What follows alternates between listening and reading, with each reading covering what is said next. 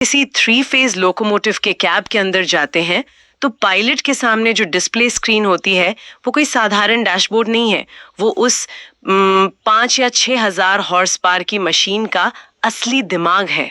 हाँ, क्योंकि एक आम धारणा ये होती है कि मशीनें तो बेजान होती हैं। बिल्कुल, लेकिन आधुनिक रेलवे इंजीनियरिंग ने इन्हें इतना सजग बना दिया है कि वो अपने अंदर के तापमान, इलेक्ट्रिकल सर्किट्स के दबाव और यहाँ तक कि सॉफ्टवेयर ग्लिच को भी मिलीमीटर और मिली सेकेंड्स के स्तर पर भाप लेती हैं। अरे वाह! हाँ, और चूंकि ये इंसान की तरह बोल नहीं सकती, इसलिए इन्होंने कोड्स, चमकती लाइट्स और प्राथमिकताओं का अपना एक पूरा व्याकरण विकसित कर लिया है। चलिए इसे थोड़ा विस्तार से समझते हैं। हाँ, और हम ये समझेंगे कि एक ट्रेन का अपना इम्यून सिस्टम कैसे काम करता है। बिल्कुल, लेकिन इस तकनीकी सफर में गहराई तक जाने से पहले एक बहुत ही विशेष बात साझा करना जरूरी है। हाँ, आज हम जिस विस्तार और गहराई के साथ इस विषय पर चर्चा कर पा रहे हैं, उसकी वजह एक बहुत ही शानदार दस्तावेज है। हाँ, वो नोट सच में बहुत कमाल के हैं। एकदम सही। आज के इस विश्लेषण के लिए जो बेहद सटीक, विस्तृत और मेहनत से तैयार किए गए नोट्स हमें मिले हैं, वो राजू कुमार द्वारा बनाए गए हैं। मतलब इस तरह के जटिल रेलवे मैनुअल्स को डिकोड करके उसे समझने लायक बनाना ये कोई छोटा काम नहीं है। बिल्कुल नहीं, ये बहुत बड़ा काम है। इस तरह के तकनीकी दस्तावेजों को आम भाषा में ढालना सच में एक विशेषज्ञता का काम है। हाँ, तो इसीलिए अगर रेलवे लोकोमोटिव की कार्यप्रणाली, उसके तकनीकी रहस्यों और ऐसी ही शानदार स्टडी सामग्री में किसी की भी रुचि है, तो उन्हें YouTube पर जाकर loco study by Raju Kumar channel को जरूर सब्सक्राइब करना चाहिए। हाँ, मैंने भी देखा है, वहाँ वास्तविक ज्ञान का एक बहुत बड़ा खजाना मौजूद है। राजू कुमार के नोट्स ने उन जटिल सर्किट डायग्राम्स और नियमों को एक बहुत ही तार्किक ढांचे में पिरो दिया है। तो चलिए सीधे इन नोट्स के मुख्य हिस्से में चलते हैं। जब ये विशाल मशीन पटरियों पर दौड़ती है, तो इसका कंप्यूटर सिस्टम हर एक सेंसर से डेटा ले रहा होता है। हाँ, लेकिन सबसे दिलचस्प बात यह है कि यह सिस्टम हर खराबी या खतरे को एक ही चश्मे से नहीं देखता। इसने खतरों को उनकी गंभीरता के आधार पर स्पष्ट रूप से बांट रखा है। अच्छा, तो मतलब हर खतरा बराबर नहीं होता। इसी विभाजन को नोट्स में प्रायोरिटी कहा गया है ना? एकदम सही। मैनुअल के अनुसार सिस्टम मुख्य रूप से 2 तरह के फॉल्ट्स या गलतियों की पहचान करता है। पहला है प्रायोरिटी 1 यानी P1 और दूसरा है प्रायोरिटी 2 यानी P2। तो अगर हम इसे एक तार्किक ढांचे में देखें, तो P1 एक पूर्ण आपातकाल मतलब इमरजेंसी की स्थिति है। हाँ, P1 फॉल्ट मशीन का ये कहने का तरीका है कि अंदर कुछ ऐसा टूट रहा है या जल रहा है जो पूरी ट्रेन को खतरे में डाल सकता है, और मेरे पास पायलट के सोचने या रिएक्शन देने का इंतजार करने का समय नहीं है। बाप रे, तो मशीन इंतजार ही नहीं करती? बिल्कुल नहीं। जब ये P1 फॉल्ट ट्रिगर होता है तो SFI नाम की लाइट तेजी से फ्लिकर करने लगती है, यानी झपकने लगती है। LSFI? इसका काम सिर्फ ध्यान खींचना होता है? हाँ, इसके साथ ही BPFA नाम का इंडिकेटर भी जल जाता है। मानव मनोविज्ञान के अनुसार कोई भी झपकती हुई तेज रोशनी हमारे दिमाग को तुरंत अलर्ट करती है, और ये इस लाइट का काम है। लेकिन मशीन सिर्फ लाइट जला कर नहीं रोकती। तो वो और क्या करती है? वो खुद ब खुद बहुत आक्रामक बचाव के कदम उठाती है। और ये बचाव के कदम असल में होते क्या हैं? मैंने नोट्स में पढ़ा है कि VCB ट्रिप हो जाता है और TE और BE 0 हो जाता है। इसका भौतिक अनुभव कैसा होता होगा? देखो, इसे इस तरह समझिए। TE का मतलब है ट्रैक्टिव एफर्ट और BE मतलब ब्रेकिंग एफर्ट।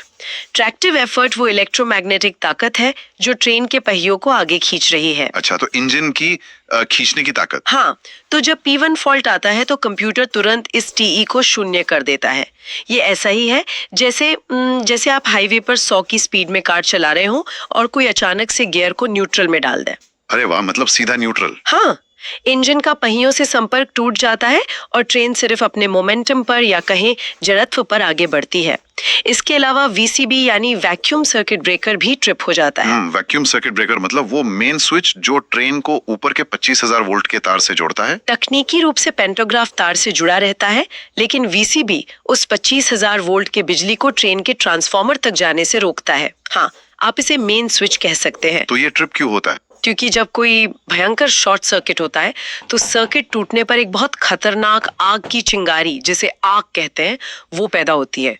VCB इस चिंगारी को एक वैक्यूम चेंबर के अंदर खत्म कर देता है ताकि ट्रेन में आग न लगे। क्या बात है। तो P2 फॉल्ट आने पर मशीन सेकंड के 100वें हिस्से में मेन स्विच काट देती है और इंजन की ताकत को शून्य कर देती है। ये तो सेकंड के 100वें हिस्से में होने वाला फैसला है। ये किसी भी हालत में पायलट पर निर्भर नहीं रह सकता। बिल्कुल नहीं। अच्छा, अब आते हैं P2 फॉल्ट पर। ये P1 के मुकाबले कम गंभीर है ना? हाँ, P2 के आने पर सिर्फ BPFA की लाइट जलती है। मशीन अपने आप कोई शटडाउन नहीं करती। मतलब पायलट को समय मिलता है कि वो स्क्रीन पर देखे, फॉल्ट को समझे और उसे मैन्युअली हैंडल करे। सही कहा। लेकिन मेरा यहाँ एक बहुत बड़ा सवाल है। ये बिल्कुल कार के डैशबोर्ड की तरह है, जहां इंजन से धुआं निकलना P1 है और वॉशर फ्लूइड कम होना P2। अगर सिस्टम ने मशीन को बंद नहीं किया तो क्या कोई लोको पायलट इस P2 फॉल्ट को बस नजरअंदाज कर सकता है? ये एक बहुत ही व्यावहारिक सवाल है। देखो, मशीन इंसान को चेतावनी दे रही है, लेकिन वो उस चेतावनी पर लिए गए एक्शन की भी लगातार निगरानी करती है। अच्छा, मशीन नजर रखती है। हाँ, मैनुअल स्पष्ट करता है कि अगर P2 फॉल्ट को इग्नोर किया गया और उस वजह से सिस्टम के किसी पुर्जे का तापमान या दबाव खतरनाक स्तर तक बढ़ने लगा, तो वो P2 फॉल्ट प्रमोट होकर P1 फॉल्ट में बदल जाता है। मतलब वो खुद को अपग्रेड कर लेता है? बिल्कुल, यानी सिस्टम पायलट से नियंत्रण छीन लेता है और खुद ही मशीन को शट डाउन कर देता है। इसका मतलब मशीन ये तय कर रही है कि अब इंसान पर भरोसा नहीं किया जा सकता। मुझे खुद ही इंटरफेयर करना होगा। हाँ, वो अपना बचाव खुद करती है।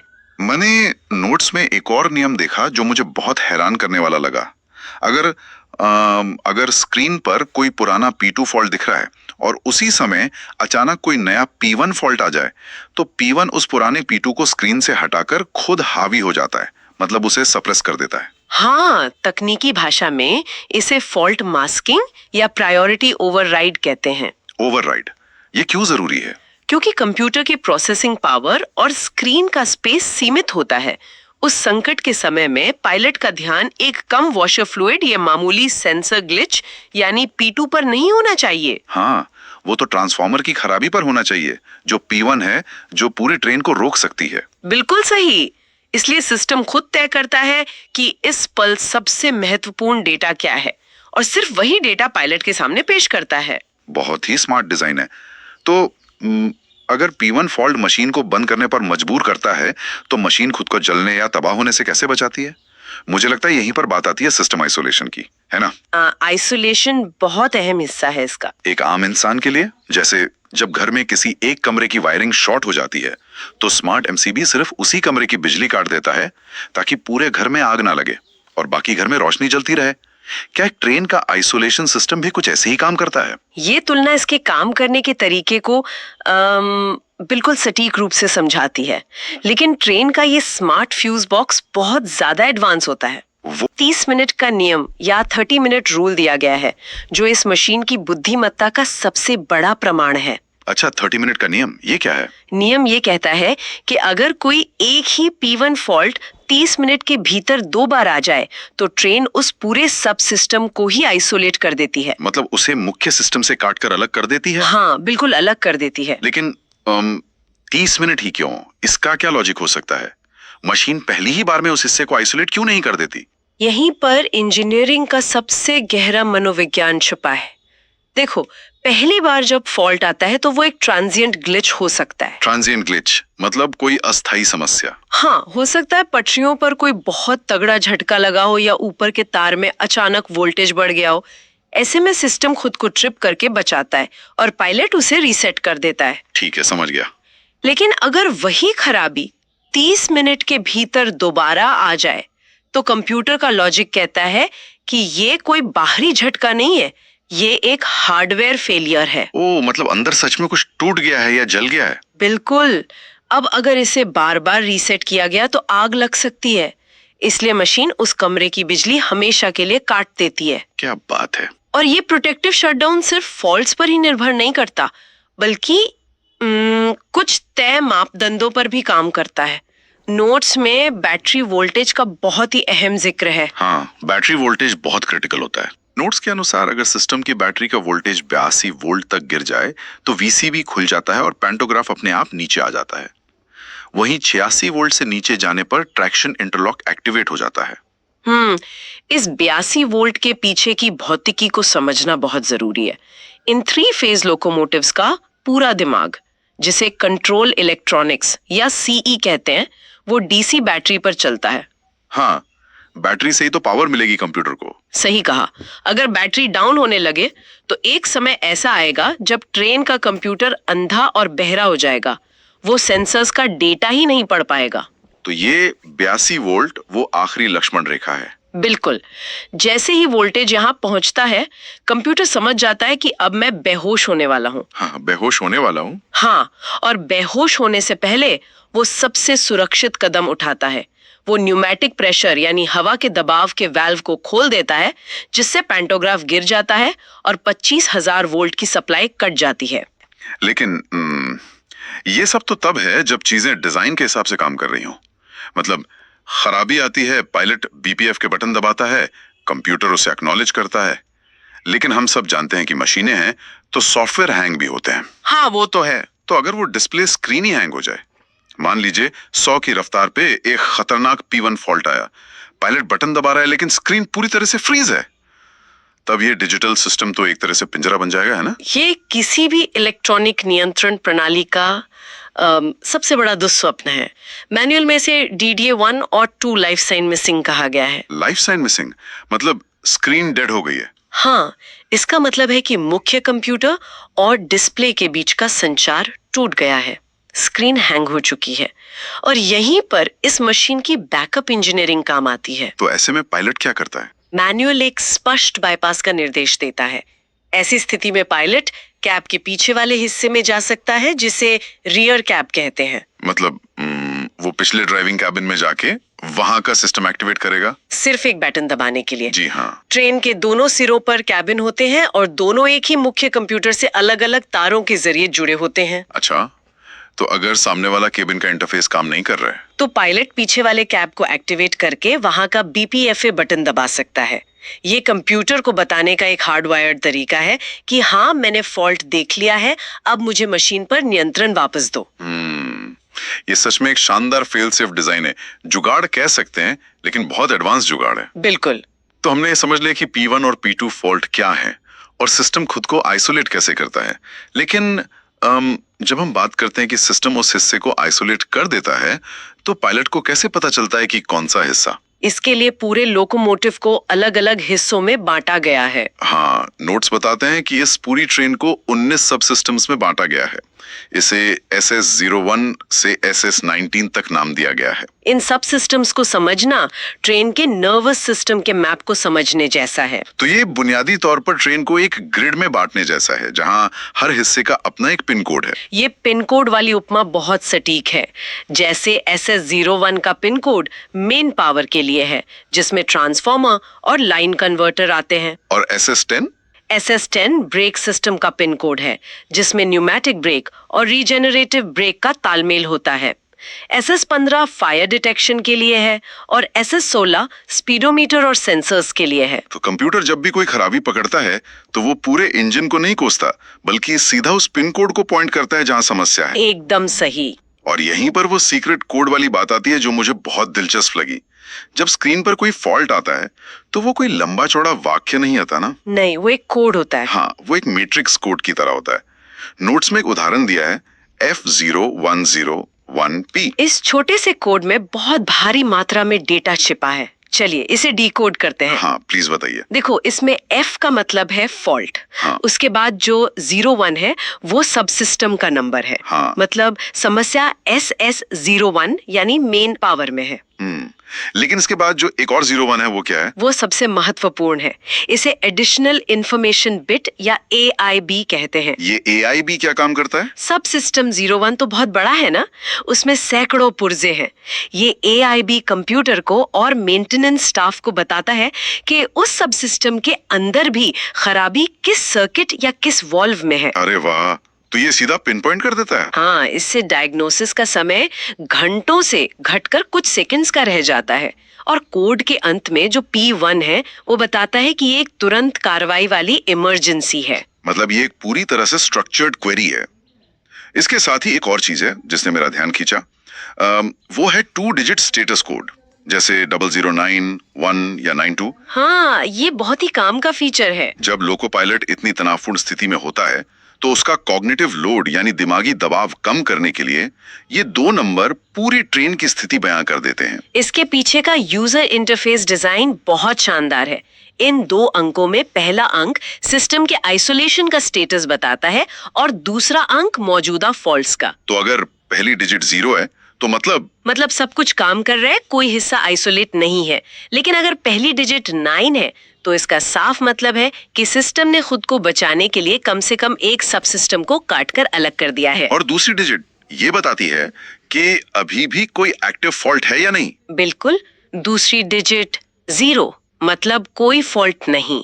1 का मतलब कम से कम एक P1 फॉल्ट मौजूद है और 2 का मतलब एक P2 फॉल्ट है। तो अगर कोई भी लोको पायलट स्क्रीन पर 91 मतलब 91 लिखा देखेगा तो उसे कोई लंबी रिपोर्ट पढ़ने की जरूरत नहीं है। एकदम नहीं। उसका दिमाग तुरंत डिकोड कर लेगा कि पहली डिजिट 9 है मतलब ट्रेन का कोई हिस्सा आइसोलेट हो चुका है और दूसरी डिजिट 1 है मतलब अभी भी एक भयंकर P1 इमरजेंसी फॉल्ट सिस्टम में बना हुआ है।